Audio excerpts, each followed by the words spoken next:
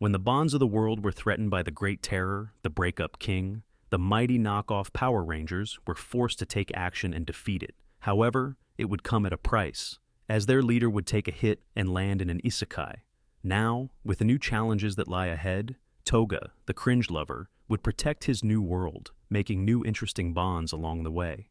In a modern Japanese city, the big bad boss Breakup King and his minions had let loose destruction, forcing the colorful defenders of the area to take action. The low-budget Power Rangers, Kizuna, took on the hideous monster by summoning their Walmart Megazords. After playing their wacky theme song and fusing to their ultimate form, they managed to strike the monster. However, their cringe aesthetics wouldn't help much, as they were still easily defeated. Knowing there was nothing more they could do, the other Kizuna Rangers sent Red, their leader, to finish the battle alone, even though it was a dumb idea given the monster low-diffed them all together. However, with the power of plot armor and cringe friendship bonds, Red managed to take down Breakup King, sacrificing himself in the process.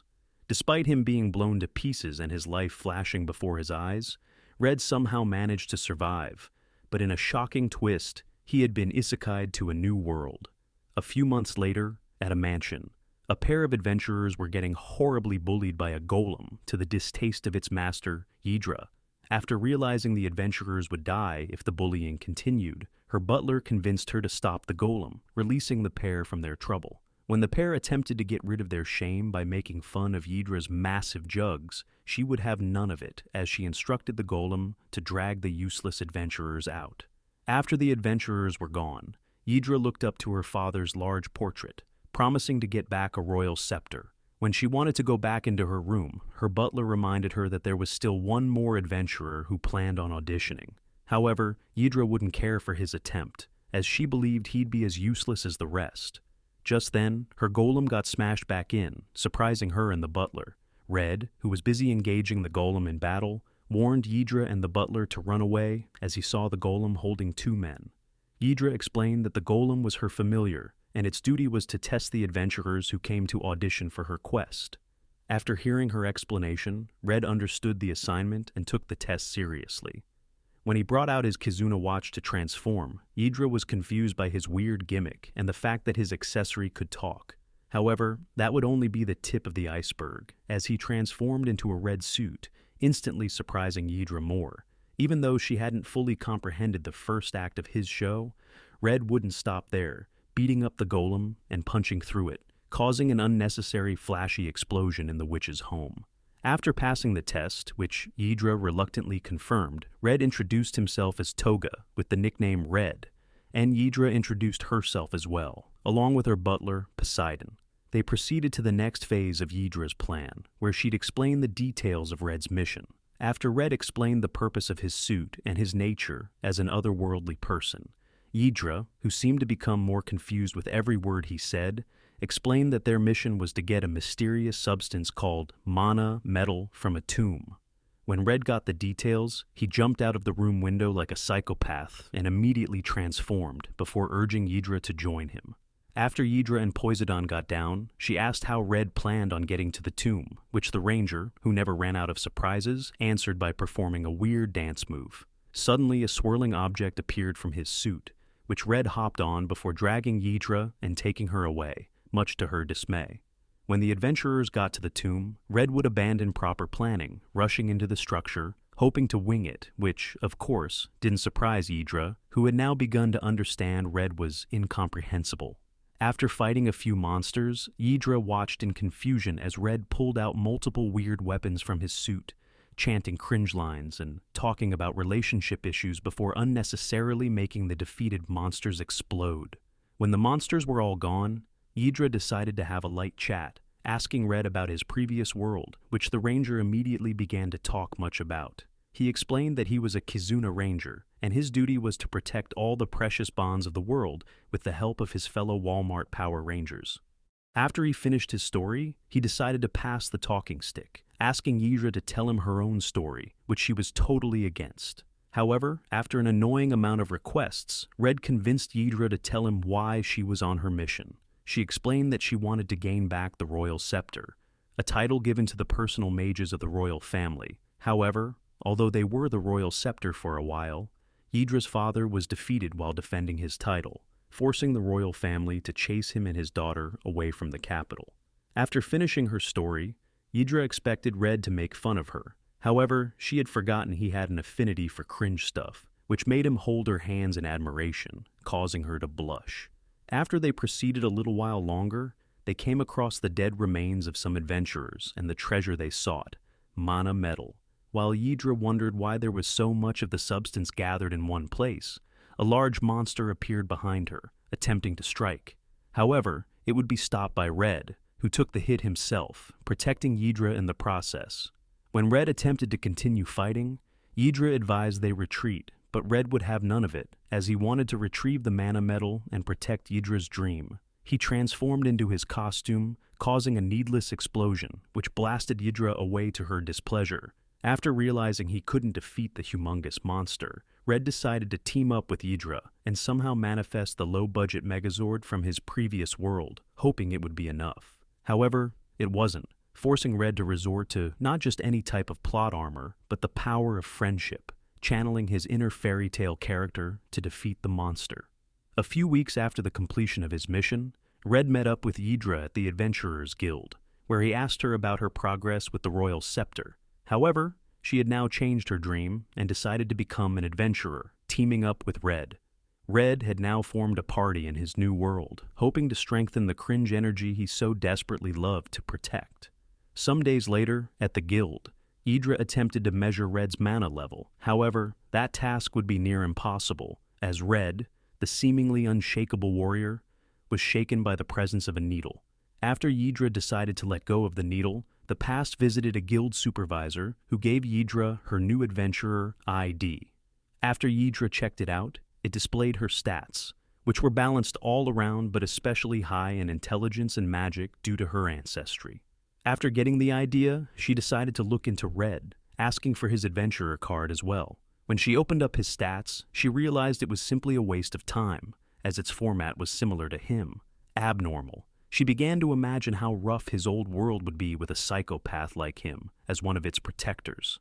Just then, two familiar adventurers showed up, talking trash about Ydra.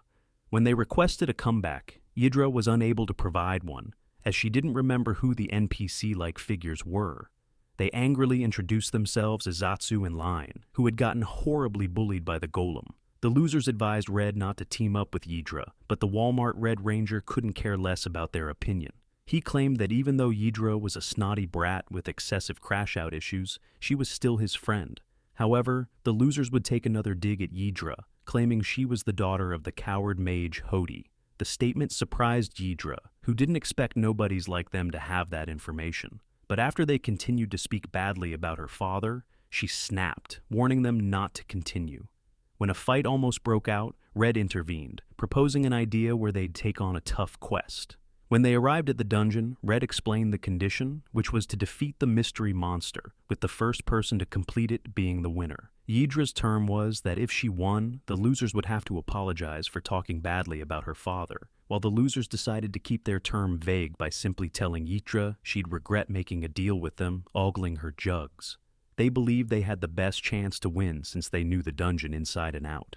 However, when they attempted to set their plan into motion by first avoiding the other monsters, which were sensitive to sound, they were utterly flabbergasted by Red, who transformed and caused an unnecessary explosion in the cave, immediately summoning a herd of minotaurs. Ydra could hold her own, while the losers struggled to get themselves together. After Red determined the number of enemies was too massive, he decided to call his low-budget Megazord. However, he immediately regretted that decision, as the machine was too big for the small structure of the cave, making it immobile. When he realized his mistake, he apologized to Ydra, and they decided to get out of the machine, hoping that it at least smashed a good number of the monsters. Zatsu, who was astounded by the incredibly stupid decision, got distracted, leaving him vulnerable to a minotaur. However, Ydra used her magic to save him, not wanting him to die before apologizing. Just then, the monster they were after came out of hiding, scaring the minotaur herd away. While Red advised Ydra to stand back, bothered that the monster had as much aura as one of the enemy generals from his previous world, the losers decided to make their own stupid decision, charging toward the monster before getting humbled, as their weapons were destroyed. When Red saw the pair in danger, he attacked the monster and kicked it back, hurting his arm in a way that reminded him of a previous battle. Blue, in his old world, had faced a knockoff Captain Cold monster who had a tough force field. So, with the help of his friends, they powered up their Kizuna Buster and destroyed the enemy along with its force field. Using this new idea, Red summoned the Kizuna Buster and convinced the losers and Hydra to help him fire it. However, in an anticlimactic turn of events, after all the flashy demonstrations leading to the charge and fire of the weapon, it did close to no damage, leaving the group in an awkward state. When the monster tried to attack again, Red blocked the punch, explaining that the weapon misfired due to the lack of bonds between the group. After the monster applied more pressure, it finally blasted Red away, slamming him into a wall and almost knocking him out, causing him to lose his transformation. While Ydra tried healing him, the monster attempted to attack once again, but this time, it was thwarted by the losers, who stopped the monster, protecting Ydra as thanks for her protecting them. The group decided to settle their differences, causing Red to reawaken using their bond energy. He deflected the attack of the monster and retransformed, asking the group to once again help him shoot the Kizuna blaster. They mustered up all their power of friendship and fired the blaster, destroying the monster and hitting weird poses, which the losers and Ydra thought were stupid. When they checked for drop items from the monster, all they came across was a crisped old man, whom they believed to be a victim. So they took him along to the guild. Later that night, Red and Ydra went into a bar, where they discussed their adventure and the two new friends they made. After Red mentioned Ydra conquering her fear, she decided to do him one better, bringing out a needle and asking Red to conquer his, causing a lot of disruption in the establishment. Meanwhile, in a secret alley, the mysterious old man who was found in the dungeon had now begun to retransform into a monster, with two other mysterious figures watching him. When he completed his transformation and attempted to attack them, they defeated him and took a creepy seed from his head before walking away into the darkness. The next day, Ydra took Red to her home, where he would now be living. When Poseidon asked her why she brought Red home and allowed him to live with them, Ydra explained that Red botched all his quests, making him broke. Although Poseidon attempted to argue against it, claiming Red was a male, Ydra reminded Poseidon he was as well, which didn't seem to convince Poseidon at all, so he decided to take matters into his own hands and met Red, offering him a condition where he'd have to live without his junk if he wanted to continue living in the mansion. After a squabble, which eventually got Ydra involved, some guests who were unattended to at the entrance walked into an uncomfortable scene of Ydra on Red after their numerous rings of the doorbell went unanswered. After clearing up the junk issue, Ydra welcomed in her two guests, who Red found out to be the princess and the hero of their world. The princess's name was Teltina, and the hero, Mist, wanted to destroy Ydra and Red for their uncomfortable display of affection. But after Teltina calmed him down, he decided to let it go. When they got that out of the way, the princess presented a weird object, which Red identified from the old man in the dungeon. After some discussion, they learned that it was an object called the Mana Seed, which the hero and princess retrieved from the same old man later that day. When the princess asked how the pair were able to defeat the monster, Ydra had to shut Red up, not wanting to go through the stress of explaining him, hence claiming it was just special magic. They further went on to discuss mana seeds, which Teltina explained were items that boosted the mana levels of their users using privilege spells. She believed the seed was developed by the current royal scepter and was extremely expensive. However, they'd be unable to confront the royal scepter, as she was backed by the other members of the royal family. The seeds were being abused by aristocrats around the capital, so she needed the help of Ydra, the heir to the former royal scepter, to deal with it. Ydra immediately accepted the offer, hoping she could kill two birds with one stone by taking down the current royal scepter and getting cozy with a royal. When Red attempted to offer his help, Teltina and Ydra accepted. However, Mist, the hero, opposed the idea, not wanting to team up with a random adventurer. They decided to resolve the issue with a battle to test Red's strength and check whether he was worthy. In an open field near the mansion, the men prepared to battle, but Teltina was concerned, claiming Mist was the strongest swordsman wielding the strongest sword in all the land, which would defeat any adventurer from their world. However, Ydra wasn't bothered, as she was aware that Red was from another world. When the fight started, Red transformed, which didn't seem to faze Mist at all, surprising Ydra. Teltina, on the other hand, was intrigued by the transformation, making the princess and hero duo almost as weird as the knockoff Power Ranger. The warriors began to battle, clashing their swords with all their might. When Mist decided to take the battle extra seriously by changing the form of his sword, Red decided to follow suit, summoning the Megazord, which left Mist absolutely speechless. After getting called up into the machine for absolutely no reason, Ydra lashed out at Red, while Teltina continued to enjoy herself more. When Teltina called out to the still-in-shock Mist from the Megazord, Mist regained his senses and blew a fuse, claiming Red had kidnapped the princess. He immediately charged with his sword and staggered the machine, surprising Red and Ydra that he could do that much damage. Eventually, Red began to realize how stupid his decision to use the Megazord was, as he could barely land a hit on Mist, who was too small for the machine to precisely get.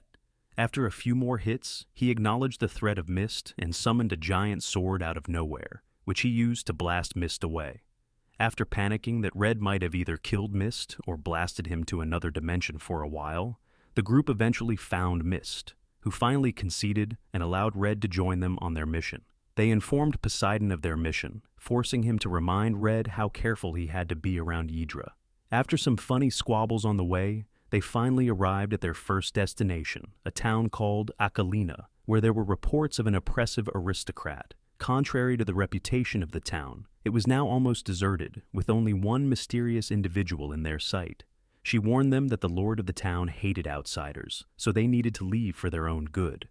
After the lady in the cloak disappeared, the group wondered how the lord would find out about their presence without townsfolk bustling around.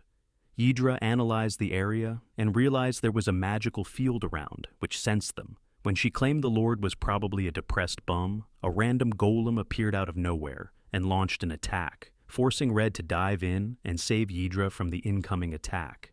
Just then, the lord appeared as well, introducing himself as Lulugart, who maintained the peace of his town.